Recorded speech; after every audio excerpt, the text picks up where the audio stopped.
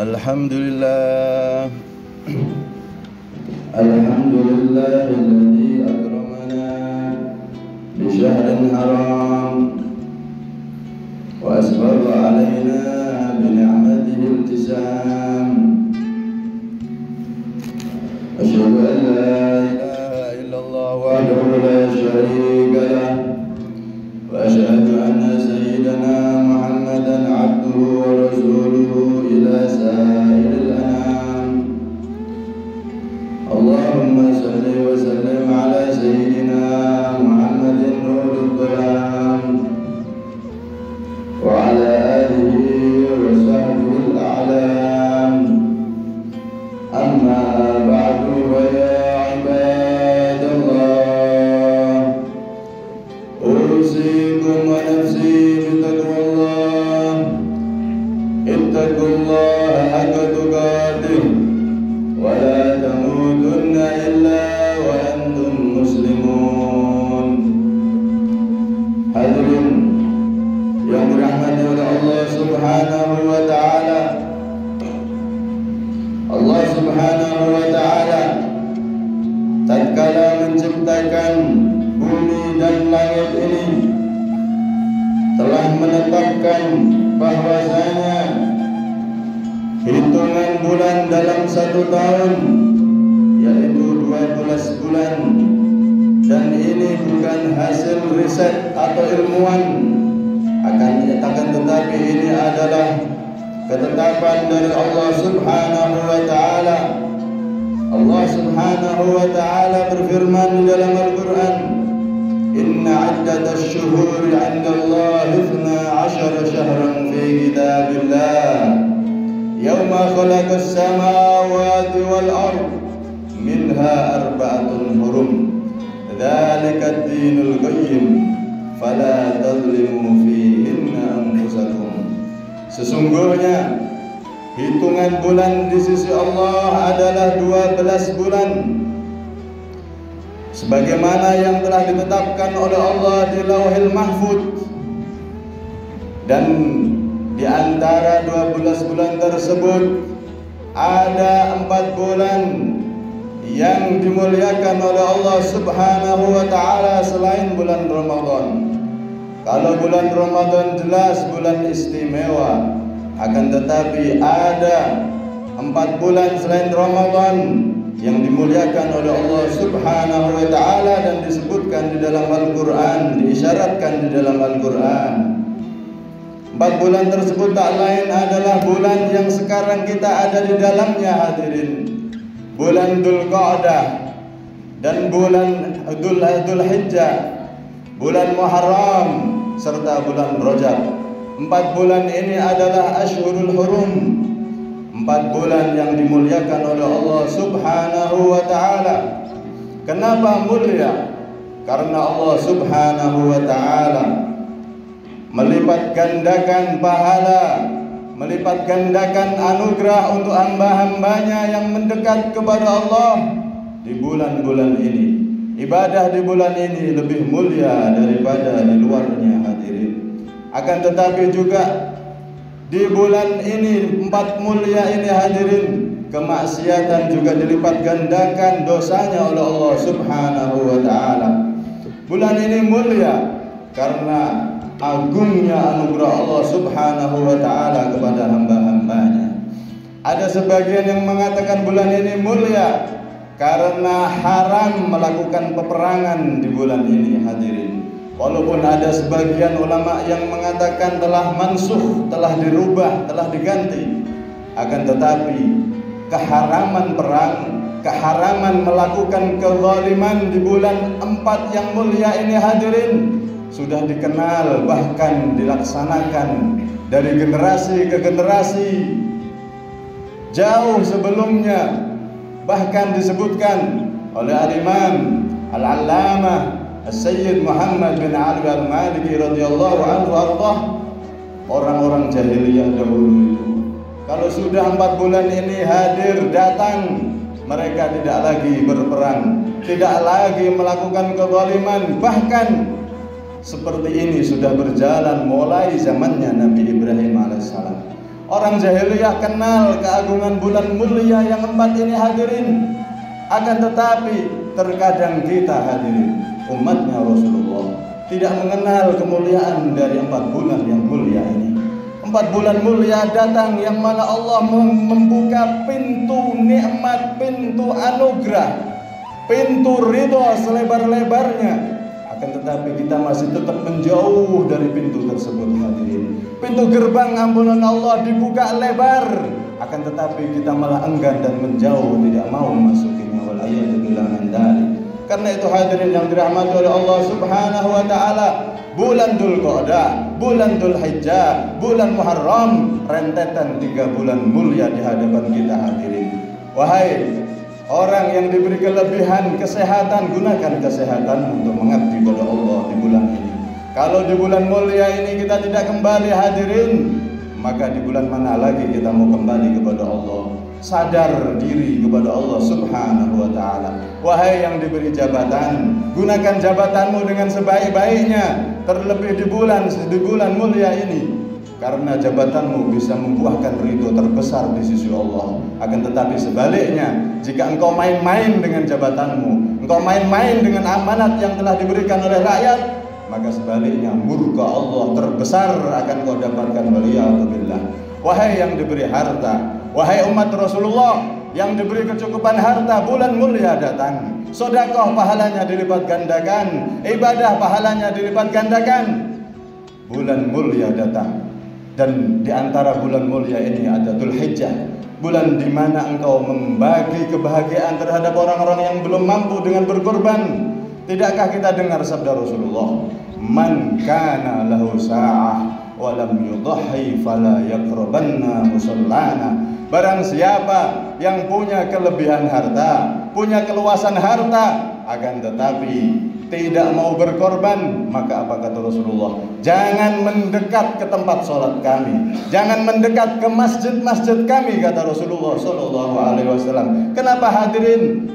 Karena saking sayangnya Rasulullah. Bukan berarti Rasulullah kejam, bukan hadirin. Justru ini peringatan untuk orang-orang yang diberi kelebihan harta. Gunakan hartamu mumpung masih hidup, mumpung masih bisa menggunakan kelebihan yang telah diberikan oleh Allah. Karena harta itu nilainya jika digunakan di jalan Allah Subhanahu wa ta'ala. Ada satu cerita hadirin, dan cerita ini sangat penting sekali untuk kita renungkan. Ada seorang dari penduduk Yaman di zaman Nabi. Orang ini merantau di Madinah sehingga menjadi saudagar kaya raya. Singkat cerita hadirin, orang ini, seorang lelaki ini hadirin, akhirnya dia meninggal. Ketika meninggal, dia ternyata sebatang kara, gak punya keluarga, tidak ada anak, tidak ada istri, tidak ada orang tua. Dia hidup di Madinah sebatang kara dan tidak punya saudara memang. Akhirnya Rasulullah SAW memerintahkan kalau memang orang yang meninggal dan tidak punya ahli waris, maka harta yang dia tinggalkan kumpulkan di Baitul Mal, kumpulkan, nanti akan digunakan untuk perjuangan Islam, digunakan untuk umat Islam. Akhirnya dikumpulkan, para sahabat mengambil harta itu, dikumpulkan di masjid. Rasulullah SAW duduk di muka masjid, duduk di depan, paling depan, dan para sahabat berada di belakang. Dikumpulkan itu harta di antara Rasulullah dan sahabat hadirin. Hartanya ditaruh di tengah-tengah Rasulullah dan sahabat, sehingga perhiasan, emas, perak, permata, semua dikumpulkan, perhiasan dari rumah orang tersebut. Sampai para sahabat tidak bisa melihat Nabi karena saking banyaknya emas yang bertumpuk menggunung di dalam Masjid Nabawi. Nabi melihat sahabat tertutup dengan tumpukan harta. Para sahabat melihat Nabi nggak bisa juga karena tertumpuk dengan tumpukan harta yang menggunung begitu banyak. Subhanallah, harta yang ditimbun begitu banyak, akan tetapi ketika meninggal semuanya ditinggalkan bagaikan debu yang tertiup angin, tidak ada nilainya apa-apa hadirin. Karena itu kemudian harta ini dibawa oleh para sahabat sebagaimana perintah Rasulullah. Setelah dikumpulkan maka dibawa ke Baitul Mal, tempat pengumpulan harta yang digunakan untuk perjuangan Islam. Maka setelah diangkut oleh para sahabat sedikit demi sedikit, selesai habis, di sebelah ada Sayyidina Abdullah bin Umar, putra daripada Sayyidina Umar. Ketika orang-orang sudah bubar, beliau menemukan satu potong emas yang tertinggal. Maka dilaporkan pada Rasulullah, ya Rasulullah, emas ini tadi termasuk harta orang itu ya Nabi, ketinggalan ini satu.